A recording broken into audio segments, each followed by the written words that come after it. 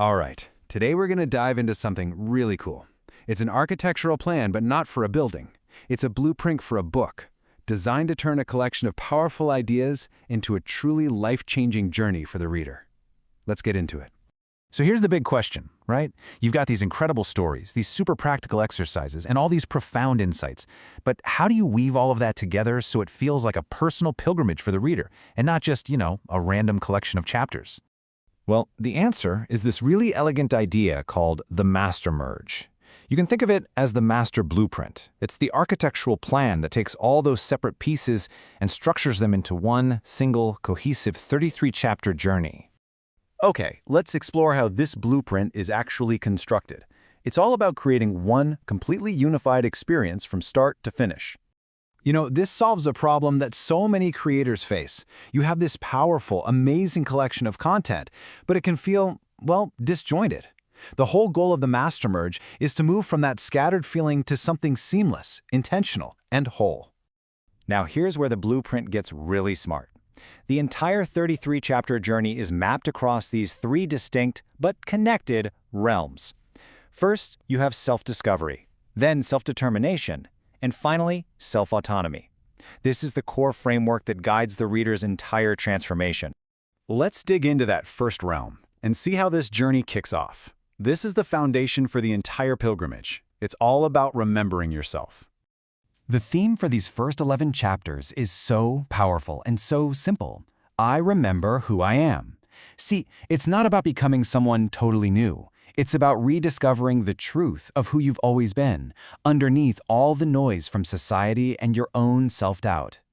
And this isn't just theory, okay? This is where that abstract idea of self-discovery gets really concrete. You have practical exercises woven right in, like identifying your 5 alive moments, those times you felt most like yourself, or tracing the origin of your inauthentic patterns. It's all designed to ground the reader in their own life from the very beginning. The blueprint also uses what's called a story anchor to make this all feel real.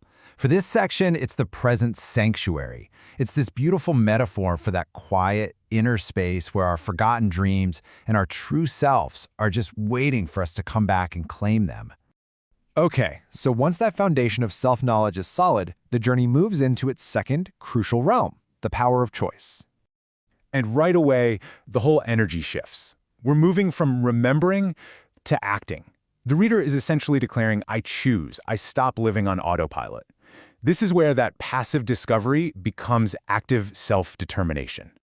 I've got to tell you, this middle section, chapters 12 through 22, it's the absolute turning point of the entire book. This is the moment where the reader's identity is actively refined, where they start shedding all those old external labels and forging an identity based on their own newly discovered truth. This whole pivot begins with an anchor chapter called The Fire, and it's such a powerful metaphor. Imagine a process where all the false labels, all the limiting beliefs are just burned away. The blueprint is very clear. This isn't punishment, it's refinement. It's about leaving only what's true. And what happens right after the fire? The rain. The very next chapter is designed to be this moment of release, like a cool rain washing away all the soot of shame and imposter syndrome. It's about letting the reader experience this profound sense of freedom and renewal. So, with that newfound clarity, the reader then enters the Chamber of Timelines. It's this amazing concept where from this clear new perspective, they can actually stand in the present and intentionally choose the future they want to author for themselves. Okay, so the reader has remembered their truth, they've chosen a new path, but how do they make it stick? That brings us to the final realm, part 3, which is all about integrating that truth into your actual daily life. The theme here is all about making the transformation last. The focus shifts to this really powerful commitment. I sustain what I chose, I embody it. This is where the internal change becomes a tangible, lived reality. And again, the blueprint gives you practical tools for this. It's not just wishful thinking. You've got practices like internal validation journaling and this simple but powerful cycle of observe, adjust, and persist. They're all woven in to create a real-life rhythm of growth. The story anchor for this final part is the Hall of Mirrors. In this metaphor, the reader meets all these different potential versions of themselves, the artist, the leader, the parent, and they get to consciously choose which one to nourish and bring to life. It's this beautiful picture of active self-creation. So we have this incredible 3-part structure. But what's the actual mechanism that propels the reader through all 33 chapters? What makes it feel like a pilgrimage?